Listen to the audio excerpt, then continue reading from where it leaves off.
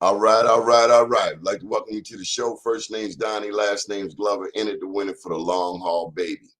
Today, we have with us one of the most consistent community activists here in the city of Baltimore, former president of the Baltimore NAACP, former James Mosier baseball player, whose claim to fame is that he struck out Reggie Jackson.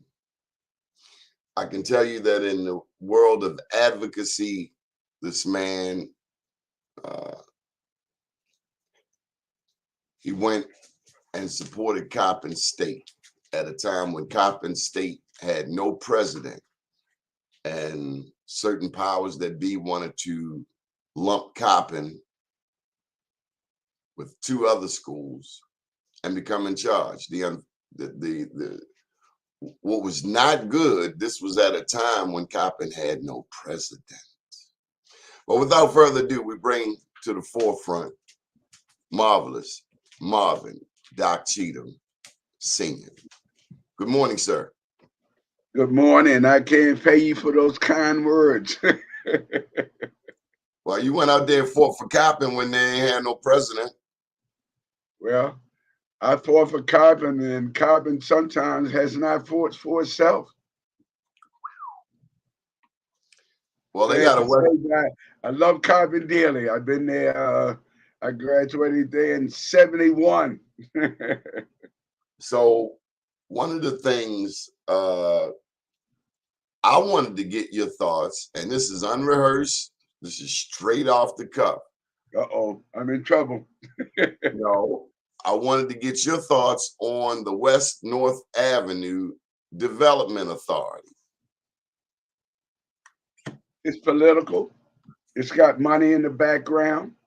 The communities that should be actively involved, just there as figures. The individuals that had organized it do not have the best interests of the neighborhood involved. I'm really leery, and I don't want to say I'm second guessing, but I am second guessing. What is the real intent of what they're doing? I have one small portion of North Avenue in my community. My community is Matthew Henson. We go from the 2200 block of North Avenue to the 1800 block of North Avenue, strictly on the south side. On the south side, we have 50 vacant houses and buildings just on that side, from the 2200 block to the 1800 block. We have had no communication until recently. They brought in some outsider, not from Baltimore or the Coppin area, and I point my finger strictly at the state senator for what he's doing. They have not been upfront and honest with us, and I'm talking about Antonio Hayes. This is the first time that these communities have been organized. We're talking about from North and Mount Royal all the way to North and Hilton. And why North and Mount Royal? Are they trying to bring back the housing discrimination that started in America here with Mount Royal, Reservoir Hill, and Roland Park? And it's clear that there looks like to me they're trying to bring Micah west, and we said no. If anything, bring Coppin east. Well, couldn't one make a statement? Couldn't one make a case for Antonio Hayes, Senator Hayes, actually countering that by making Chad Williams from the Coppin, from the West North Avenue Development Authority, putting him in charge? I've only been here 72 years, Donnie. Never seen or never met, never heard of the person before. I'm a Coppin alumnus. I've lived in West Baltimore all my life. Never seen or heard of the brother before. And when they first started having meetings, I wrote them 3 emails telling them and listing the communities that they had excluded. They had excluded communities, had not invited them. I was a bit taken by that too. I've known the senator well over 20, 25 years. When information has been needed on my community in the past, I've been right there. But he did admit he made an oversight. And I will say, that Sandtown Winchester does not have a nonprofit, but we do have community leaders who have been involved at least 25, 30 years. And everybody knows them. People know you. To not have you at the table is missing a voice. So maybe we can. And not just Sandtown, Winchester, Donnie. When you look at the area, look at Holland Park West, they were not included. Asco East, Coppin Heights, that is the closest community to Coppin. Asco East, Coppin Heights, President Sheila Davis. They start at the 2200 block of West North Avenue and they go west. Sheila Davis's name wasn't there. Bridgeview Green Lawn, which is adjacent to Easterwood Park. That's John Carrington's neighborhood. I listed them. They weren't there. Holland Park West wasn't on that list of organizations. I'm really suspect of who is organizing this and what is the purpose. And for Sandtown Winchester to be suffering, not having a food market, and we understand Antonio Hayes is trying to bring a food market to Reservoir Hill that's first started housing discrimination in America. One of the pet peeves I have with this city, Doc, is bike lanes. When I go down North Avenue, West North Avenue, going from Pennsylvania Avenue down to 83, for the life of me, I don't understand why you're slowing down traffic. Slowing down? It's got to be a word better than slowing down, Donnie. It is ridiculous. Brought to a halt. Yeah, right, it's ridiculous. The time it takes you to go from one side to the other side does not make sense. The only person that I know that rode a bike for an extended period of time is Doni Glover. My neighborhood, I told him, I don't want no bike lanes, but they put them there anyway. Traffic is terrible. It is awful there. And so let's go back to this. And we mentioned Coppin in the very beginning. The stranglehold on West North Avenue started in front of Coppin State. Yep. I did not understand. They got a median in the middle of the street that if you're not familiar with North Avenue, you can tear your car up because you're riding and then at the last second, the median strip comes in. And it makes you you got to swerve if you're going from East Baltimore to West Baltimore, just before you get to the Coppin murals that are there. It makes you go to the right, which means if you're not paying attention or if it's raining or it's dark, you can tear your car up. And I'm saying these folks do not have the interest of the Coppin neighborhood involved, going all the way from probably Bloomingdale all the way to Pennsylvania Avenue. And I'm saying you got it. You're talking about North and Moreland. That's right. That's right.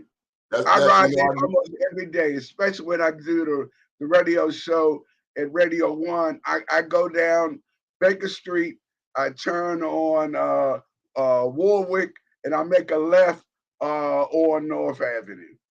But when I'm going slow, I go from Bentlow Street and I make a left on North Avenue, and that's where you see that little tenement. And there was a guy who recently died who was the president of one of the neighborhood associations. He lived in that block. He had a flower garden back there. God rest his soul. He just recently died.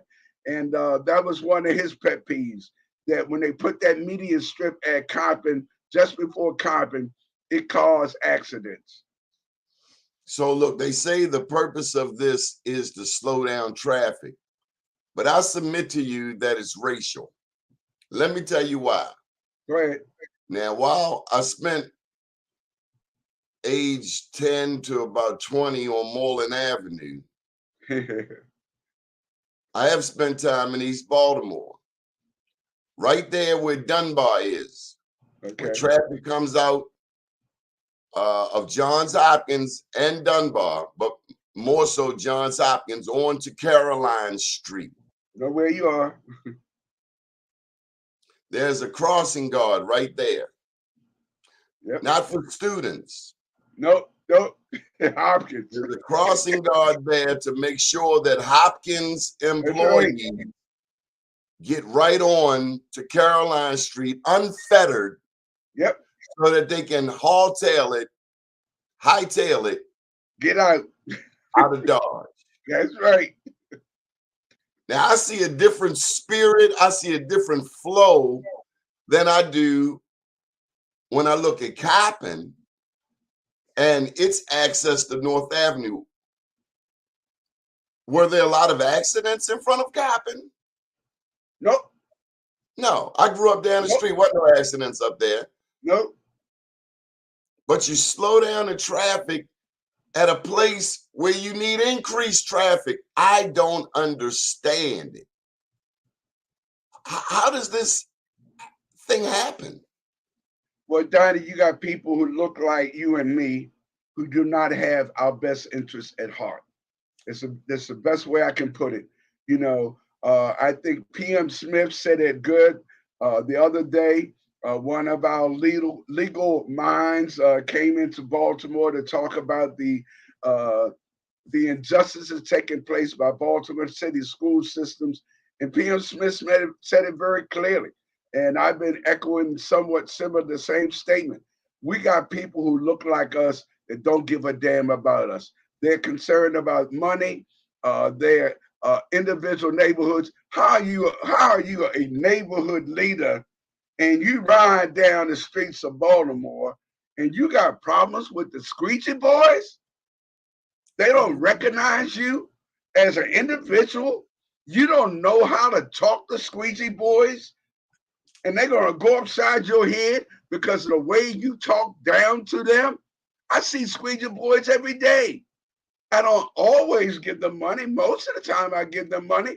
And the first thing I try to give them money. I tell them, please take care of yourself. Be careful out here. You know why? I want to say this. Easily they could be slinging over here on Pennsylvania and Lawrence. That's right. So when a young person picks up the squeegee with the intent of going out there to earn something, I have to support them. I want to say this also. I have seen Black people stop at North and Mount Royal and give white people dollars.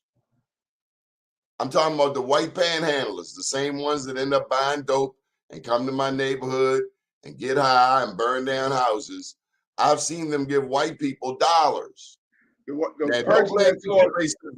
blame, just for the record, you know, to all of the nice white people out there, don't blame me for racism. I'm just calling it like I see it. Every night on the news, you're talking about, I'm almost done. Every night on the news, they're talking about the squeegee kids, but not one damn peep about the addicts walking all. I saw an addict last night digging in the dumpster over on Penny's. I said, we are tired of you doing what you want to do and treating our neighborhood like it's a trash can. Don, if you go right there, that corner right now, at North Avenue or Mount Royal, there's one white guy that's there. He's there every day. He's got a sign, I'm ugly. Now, if you're listening to me right now, when you hear the Inner Doni Show, drive down North Avenue and Mount Royal, and this little white guy got a sign and say, I'm ugly. Now, what is that? Is that supposed to make me feel like I'm encouraging to give you money? I go to the car wash at Howard and North Avenue, so I ride past there quite often. I buy my watermelon on 29th Street. I buy my what is that? The Subway Market. I buy my Subway Market right before you get to 29th Street. So that's an area I frequent quite often.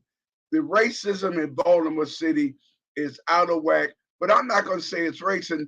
I'm going to say you got black people who look like you and me, Donnie, that are doing us a great disservice. And I think Antonio Hayes doesn't really care because the things that he's not doing in your community, Sandtown, Winchester, in my community, Matthew Henson, I got two schools. They're thinking about redoing the fire departments. Carver High School was built in 1953. Matthew Henson was built in 1963. Why aren't these buildings being rehabbed? Antonio Hayes, weren't you a delegate? Aren't you a senator of that particular area? What have you done? What have you done for those two schools? You know what I was told is that that our neighborhoods, yours and mine, that we have a population loss and therefore we don't get a school. That's wrong, Donnie. And I tell you why, Donnie. Over Dorothy Height, but Dorothy Height does not let Rodell bring his young people in there. Young people from the community cannot access Dr. Dorothy Height Elementary School. Donnie, the highest murder rate in the state of Maryland. I know I skipped all of this. I know it's your birthday somewhere, Randy. Happy birthday. I just had a birthday Sunday before last, 72. Donnie, the highest murder rate in the state of Maryland is in our area. Western and Southwestern. Western and Southwestern have been averaging 50 homicides a year for 7 years. Is that not Antonio Hayes' area? Southwestern and Western. You have two CDCs. You have Druid Heights and you have Coppin Heights. They are more concerned with building buildings that increase the density.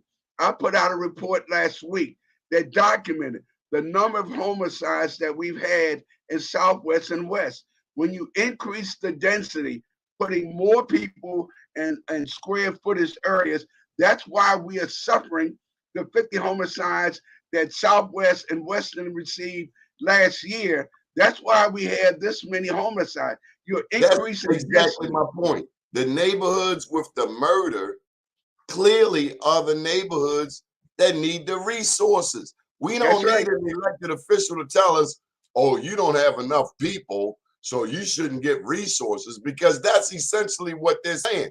You don't tell that to the Jews in Park Heights. You don't tell that to the people in Guilford. You don't tell that to the people in Bolton Hill. But you tell that to Reservoir Hill. Reservoir Hill, you got blacks and whites, middle class. They get a new school. They get in the food market. And we're telling black folks and poor folks, Sandtown, Winchester, Harlem Park, Lawrence, Cary, you're telling these neighbors they don't deserve a food market after 7 years? Yes, that's exactly what they're saying. You know, Harvey Johnson Towers, Antonio Hayes, have you been there? That's an entire building of black folks that don't have a food market. And I want to speak to you about the food market at Shoppers. On at least 3 occasions this year, I ended up with bad meat from Shoppers. Who's in charge of quality? I just bought some beef, bologna, and turkey meat 2 days ago. I don't go around looking for bad meat, but you do expect what you get from the store to be fresh. That's right. I found a bag of Starbucks coffee in there for $13.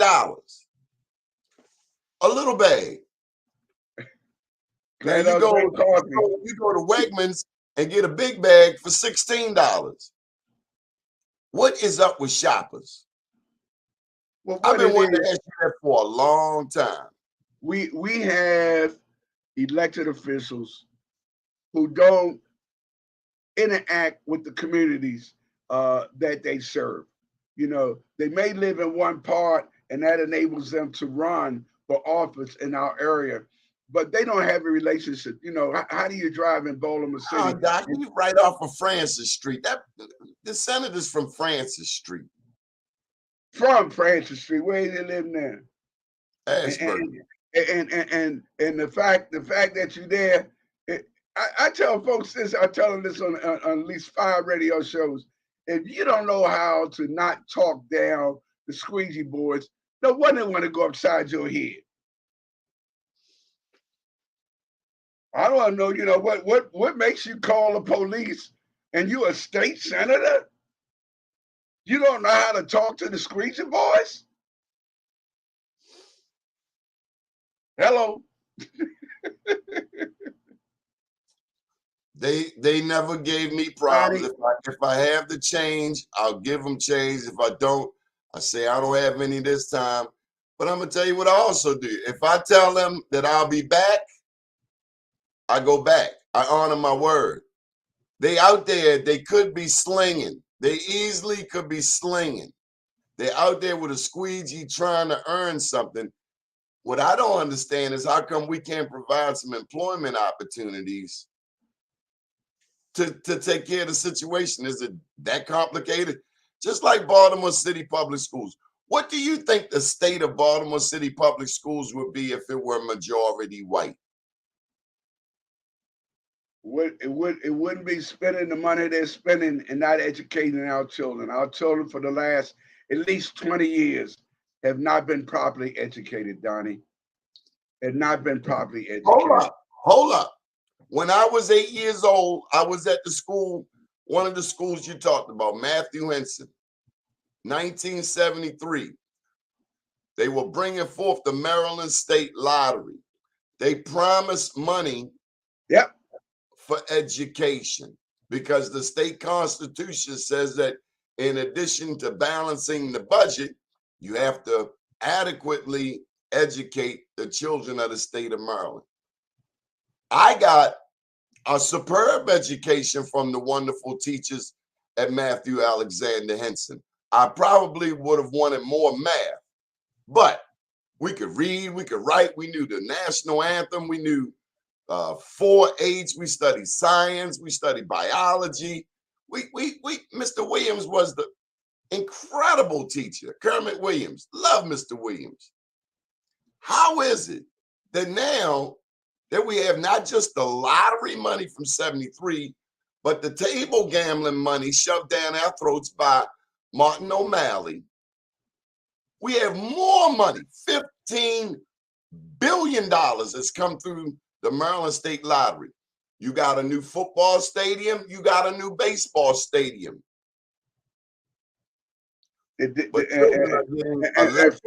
Football stadium, they did not want Lenny Moore's statue on their property. You know. And speaking of Matthew Henson, Matthew Henson's birthday is this upcoming Monday. He's a Leo? August the 8th. We celebrate it every year, August the 8th. I didn't know he was a Leo. Yep, August 8th. Matthew Henson's birthday. Where was he from? He was from thank you, Michael Randolph, for your brilliant observation. We appreciate that. Well, I celebrate a number of people's birthday. Of course, Matthew Henson is one of those. I celebrate A. Philip Randolph. Where Henson from? Where was Matthew Henson from? The Eastern Shore. A lot of greatness came off the Eastern Shore. Harriet Tubman, Frederick Douglass, Matthew Henson. Explain that. Well, I would say this: in the state of Maryland, Benjamin Banneker. We have in 3 areas: civil rights. I'm gonna write leaders, civil rights leaders, litigation, and legislation. No city greater than Baltimore. Civil rights, legislation, leaders, and litigation. No city greater than Baltimore. When you look at the attorneys, the lawsuits that we brought about to bring about civil rights and human rights, the leaders came from Baltimore. Woo woo, Baltimore. But I will tell you this: in the late '60s, in the early 70s. There was a real tall guy. He had a strong, deep voice, and I was afraid of him. And I ended up meeting him as a result of Troy Braley, who was one of my father's best friends. And this guy used to come to my house, and Troy Braley was kind of adopted by my grandfather. And my grandfather gave Troy Braley his first job in Baltimore. He used to clean up my grandfather's barber shop. And this guy used to come and speak to me. I celebrate his birthday every year, which is April the 15th. His name happens to be Asa Philip Randolph. And they were just here this past weekend, the A. Philip Randolph Institute. Doc, it's so much history that I'm concerned we may lose. We're losing it, Donnie. We don't even teach Black history. Before I had my stroke 2 years ago, we stood on the property of Baltimore City Public Schools and begged the CEO and her commissioners to put Black history, Black civics into Baltimore City schools. We got our thumbs down. Yes, I stood in front of the courthouse 2 weeks ago when our famous Black lawyer came in Baltimore to join the class action lawsuit against Baltimore City. I've been involved in 3 class action lawsuits. 2 of the 3 we won. One was against Martin O'Malley for illegal arrest. The second one was against discrimination against the 4 schools, Coppin, Morgan, UMES, and Bowie. And the third one, we didn't have to go to court. We stood, as a matter of fact, Donnie, that's when you gave the name, or what we should name the Harriet Tubman area. That's when we asked that the 2 statues be taken down. We had threatened to do a class action lawsuit. Thanks to Mary Pat Clark, she agreed as a councilwoman to go with us, and Kathy Pugh decided not to contact us and not tore it down, but removed the statues.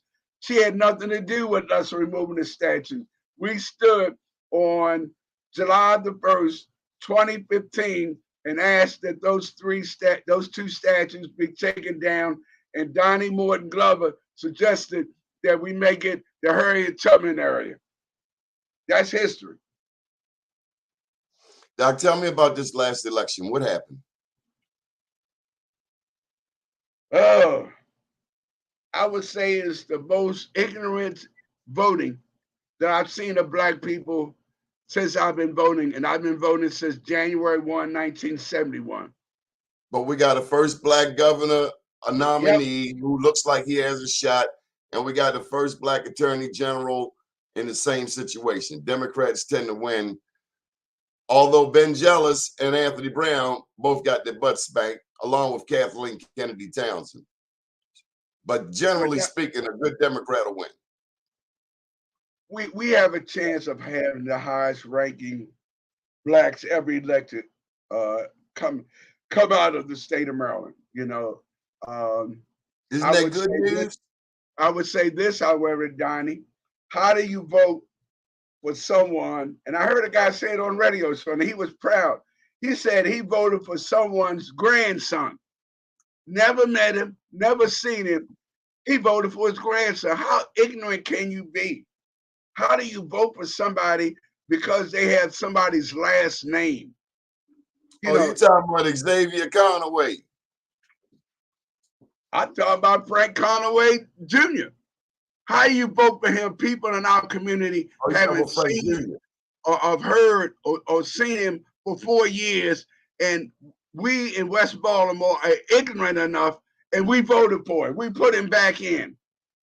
That's ignorance in voting. You're going to vote for somebody because of their last name? Or is it brand loyalty? It's some brand loyalty. And you got Frank Sr., Belinda, now Xavier. I forgot the wife. That's 3 generations in one family. So all right, I don't want you to get too stuck on that. Over there in East Baltimore, Talmadge Branch's daughter, however, the name did not mean anything. No. or the name was not enough to win her the seat. Well, let's put it this way: Mary Conaway and Frank Conaway were icons in this area.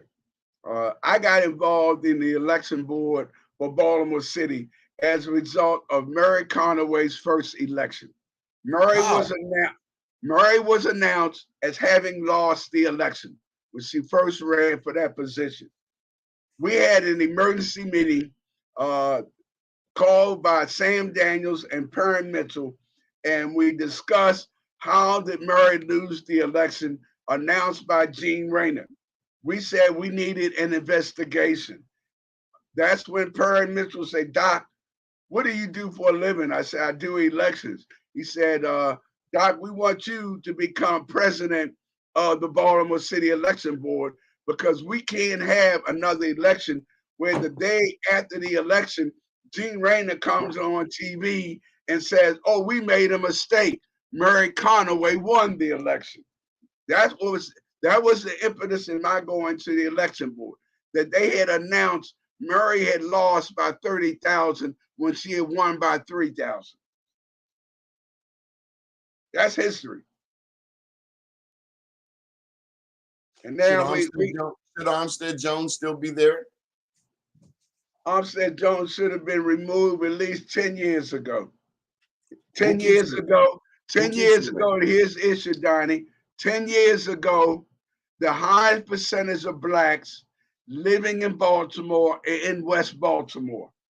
There is no early voting in West Baltimore since the 10 years that Armstead Jones has become the head of the election board.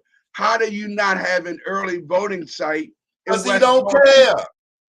Well, why not ask Antonio Hayes? Why not ask Antonio Hayes? He's a senator. Armstead Jones seems to really have a I don't give a F attitude about what any of us think. And I think he should have been gone way back in 2016 alone. 1,800 voting irregularities in Baltimore City compared to 200 in the other 23 jurisdictions combined.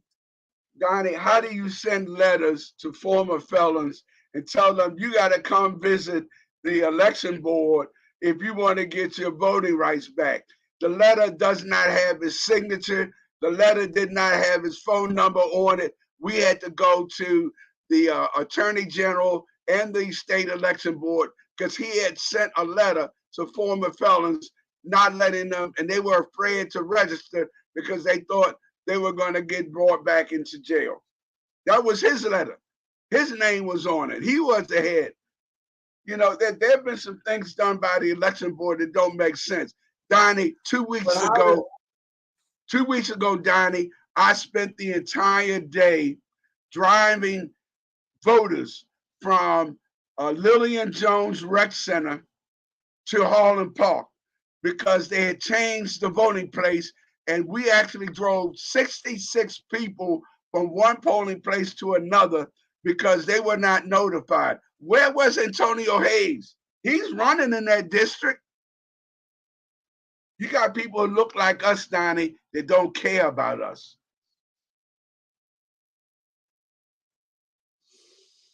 Tell me about Mr. Meacham. We lost an icon in Mr. Meacham, James Mosier baseball, and I'm working on myself to forget about the past, to continue to lift up James Mosier. But I gotta tell you, I don't know what to think of James Mosier baseball today. It's certainly not what it was when I grew up.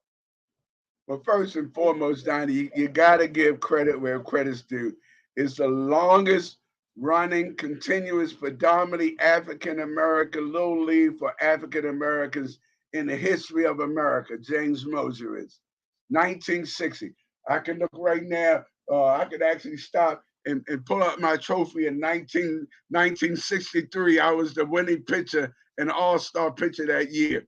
James Mosier has saved lives more than many.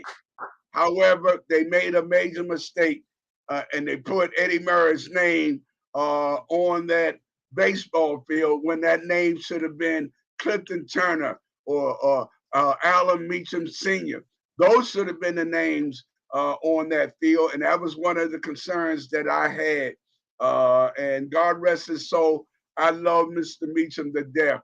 And Alan Jr., I hope you hear this, but Mr. Meacham was a shining star. We loved him, and I just think we made a grave mistake when we didn't put his name and some of the other members, Clifton Turner, Mr. Meacham. Those were icons. They saved us, Ronnie. They saved us. The man from the Negro Leagues. What was his name? With the wavy hair. Oh, you talking about that's the one that had the trophy shop before whatchamacallit did. Oh, he did? Yeah, what's the guy you used to give him awards? Matter of fact, I got a t-shirt, Joe Mann's. He had Joe Mann's store before Joe Mann's had it. Is that so? Yeah. And he played for the Negro. He played for the Negro League. I did not know that. Yeah. He was my coach. He was my pitching coach when I went from James Mosier to the Cavaliers. Now, look, I want to clarify. Simmons was his last name. Huh? Simmons. I mentioned the wavy hair because he was only wavy hair. But more importantly, what I remember is he was always there. They were always there, Donnie. They were there for us. They kept us out of trouble. They mentored us. I'll tell you something funny. One day, the baseball coach that I had, Mr. Plummer, said, "Doc, you the oldest one on the team now. You got to carry a big stick." Well, I went down. I pulled this big branch down off my tree in my block, and I used to walk around with a stick, say, "I'm carrying a big stick." But that was the good old days. And I will say this: one of the most intelligent baseball players I ever met in my life. He ended up becoming mayor. I ended up fighting against him in many areas. His name was Kurt Smoke. Was Kurt Smoke a good baseball player? Kurt was a good athlete in general. Football, baseball, whatever he played, Kurt was good. I will say this: couldn't hit me. Now, for the record, you said you struck out Reggie Jackson. Reginald Martinez Jackson played for Dominic Leones. We played Dominic Leones. Those white boys didn't want to play us from James Mosier. We used to play 16, 18 teams when we were only 9 to 12 years old. The white kids didn't want to come play us. I remember 3 weeks ago, I went down to Curl Park. We went down to Curl Park. We beat those kids down Curl Park. Donnie, those tough white boys ran us back all the way up. Damn right. Oh, hey, play baseball all you want, but at the end of the day, you will be running back up that hill. That's right. I went to get a pair of Wrangler jeans down there. I come out of Montgomery Wards feeling all good about my new Wrangler jeans. I looked up, it was a mob. I saw white boys, sticks, and dogs. And I heard somebody say, "There he is. Get his ass." Let me tell you something. With all due respect, you give me a head start like that, you're not going to catch me. And it was my life. Yeah, but you know what? I don't even sound like that was down there. That was a relationship that was very interesting because those white kids could really play ball, but they couldn't beat us. But you knew when you were down at Curl Park and you ran back to West Baltimore, you kept running till you didn't smell no more crabs. Then you know you were okay. Yeah, Curl Park was interesting. Doc, who would you say the best mayor of Baltimore is? I'll give you 2 choices. The top 2 mayors in Baltimore and why? I don't think we had 2 top good mayors. I'm sorry to say, Donnie. when I look at, I've lived in West Baltimore all my life. When I look at the inequities that we have in West Baltimore, and I look at many of those folks that became mayor and congressman and whatever, my city is still suffering, especially in West Baltimore. And when I look and see what did these elected officials do for West Baltimore, we ain't had no good mayor. You know, Doc, or no good congressman for that matter, except for Perrin. When I think of that neighborhood, Matthew Henson, Easterwood Park, Moreland Avenue, what's painful is to know that that neighborhood, even my grandma's block, 2100 Westwood, that neighborhood was full of homeowners. There's a street just opposite Matthew Henson. 2100 Westwood. Yeah. My grandma lived on that corner. Her brother lived at 2102. But down off of Pulaski Street, around a couple of blocks from you, is a little street called Rupp Street. Rupp Street, yep. And Rupp Street, so people will come through Heritage Crossing, and I call that the county, down the street, because they got lawns. And if you close your eyes and don't look at Pennsylvania Avenue, you can imagine you're somewhere else. Rupp Street is a cul-de-sac. Rupp Street and Herbert Street. Herbert Street is a different story. You get your ass whipped around there. But Rupp Street, I mean, hedges, homeowners, just a sense of stability. That is a homeowner's neighborhood, and crack destroyed that whole swath of land. These were homeowners. I think of Miss Johnson on Bentlow Street, who ran Baltimore Summer Corps for years, ensuring that all of us had a summer job. If you wanted to work, you could get a summer job. That's right. If you grew up in that neighborhood and you wanted a summer job, I worked for Miss Ernestine Lacada down on Lafayette. I worked for another lady up in the 1800 block of Ruxton. But that was a day and time where our leaders knew what we needed and provided it. And what happened? Then they get stuck up by the squeegee boards because they had a relationship with the squeegee boards.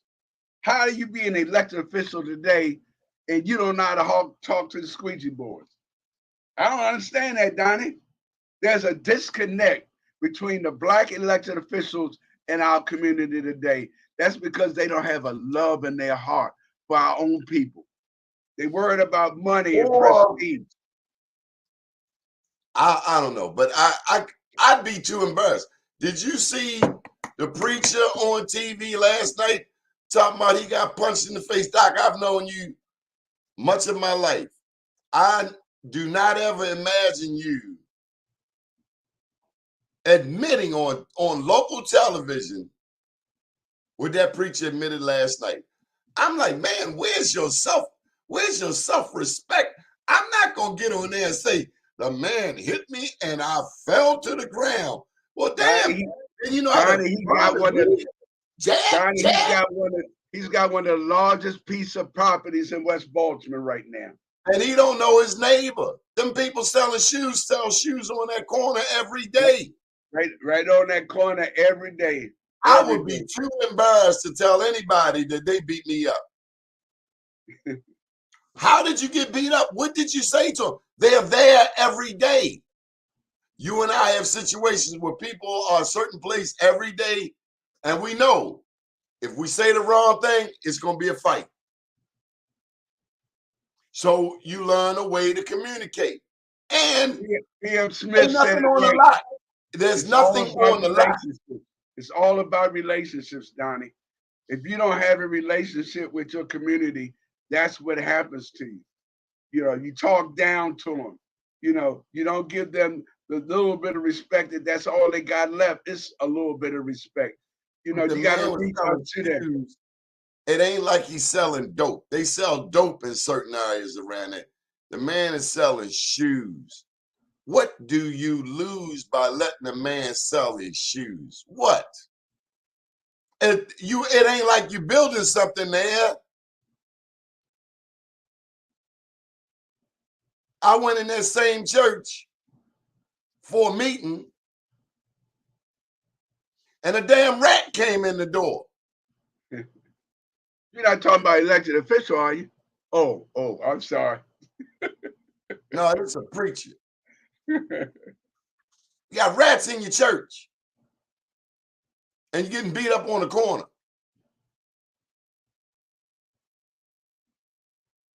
I don't go to church with rats. These are some difficult days. And yesterday, I'm not an attorney, but yesterday I heard that they're pressing first-degree murder charges against this kid. I want to know who Jeremy Eldridge, the lawyer, gets for going on television, never speaking with any optimism for the community. We don't need Jeremy Eldridge talking about the kid. You know, Maryland doesn't have a stand your ground law. Damn, stand your ground. Who's going to stand and be hit by a bat? Somebody's coming at you with a bat. Now you got to think, oh, I don't want to shoot him. Where's that going to work? The biggest problem with that is I look at the parents.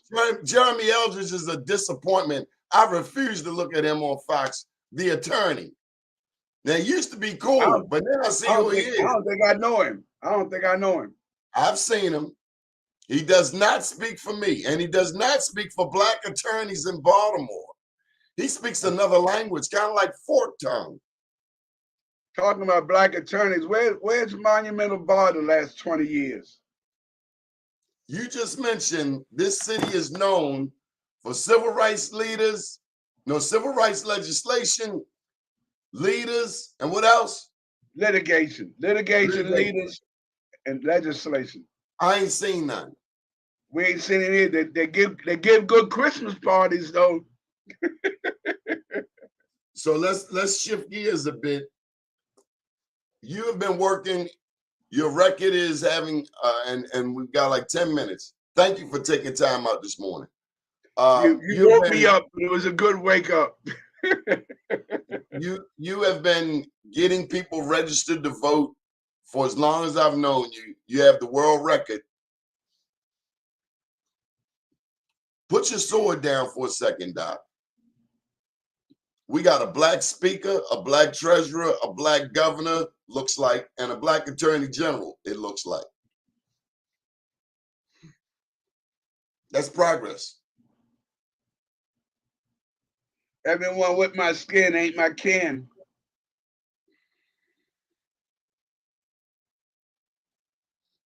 I would say this, Donnie.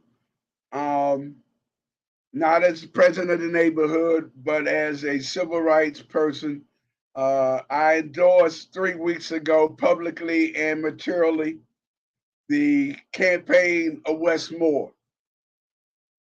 I did so on behalf of my community because out of the 13 candidates that we interviewed, 10 that came to our candidates forum, Mr. Moore put in writing and said verbally, and we have him on tape, he gave us the best explanation of how he was going to try to get us a food market in our area. On the basis of that and that alone is why I endorse his candidacy. I'm hoping and praying. I've sent 3 letters to him since the election. I sent a letter to the candidate for Democrats running for controller. I sent it for the attorney general. I sent all 3 of them letters and said, listen, my community needs a food market.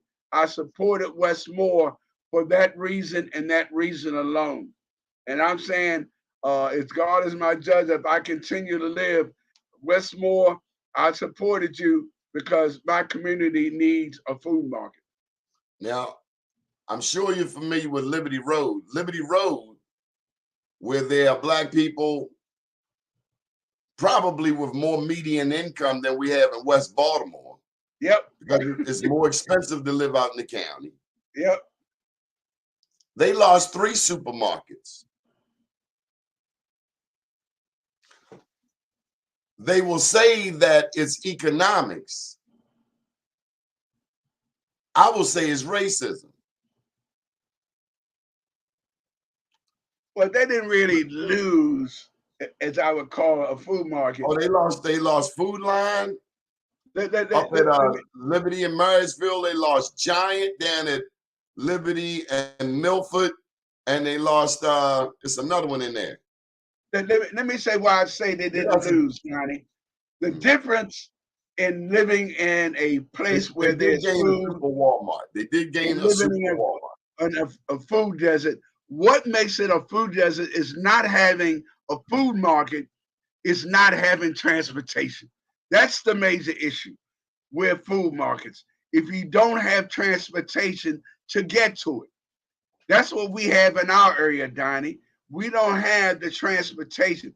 People in Sandtown, Winchester, people in Harvey Johnson Towers, people in Curry House, people in Norman House, they don't have the transportation to get to it. We got a councilman, his name is James Torrance. He put in writing, a food market, as long as it's within a mile.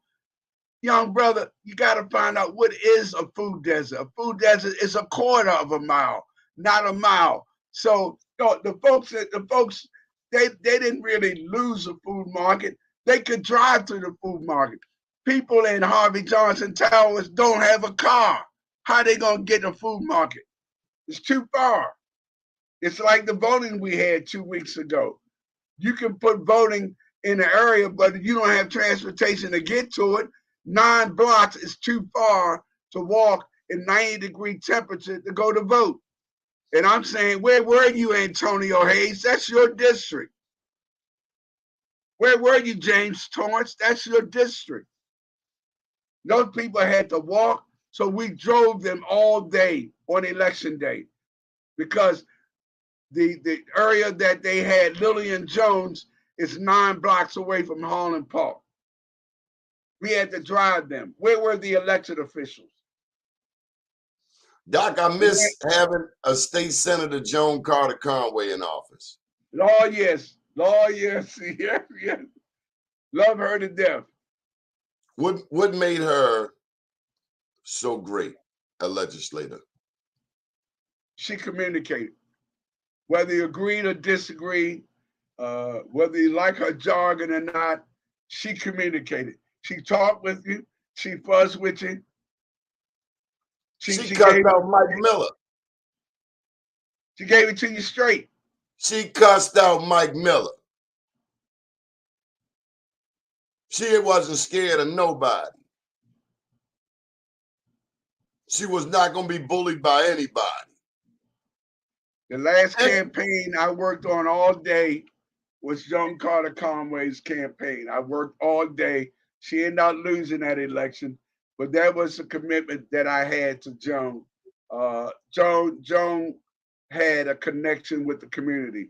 These elected officials today, the reason why they're going to get punched in the face by the squeegee boys, you don't have a relationship with them. It's all about relationships. What really grabbed my attention about Senator Conway, and I didn't know her at the time, I didn't know how much history she had in Sandtown. But when they put handcuffs on that woman down on Baltimore, my heart just went out to her. I'm like, you just don't do that to a state senator. You should do it to where I worked, honey. It was 2 blocks from where I worked. When she got, they put her on a curb. I hated that. Yeah. I said, if they do that to her, all of us are fair game. Yeah.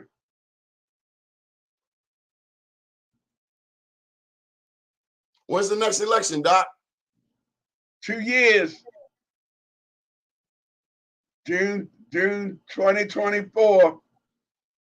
That's going to be an interesting election. I hope we don't vote as ignorantly as we voted 3 weeks ago, voting for people because of their last name. That was a sad day. Guy came on the radio and said, I voted for the grandson. Didn't even know what his name was. All he knew the last name was the right name. How ignorant can we be? Majority of people in West Baltimore aren't even registered, Donnie, that are eligible to register. With Armstead Jones down at the Board of Elections, can you blame people for not having faith in voting? Oh, in that case, I guess it can, Donnie. we've had so many shortcomings. You know, polling places that aren't there. You know, people who come out of prison have a right to vote, and you don't allow them to vote. You know, and we didn't lose our little thumb drives. We just can't find them. I never heard of such ridiculous statement in my life. Did you hear him? I was insulted, to say the least.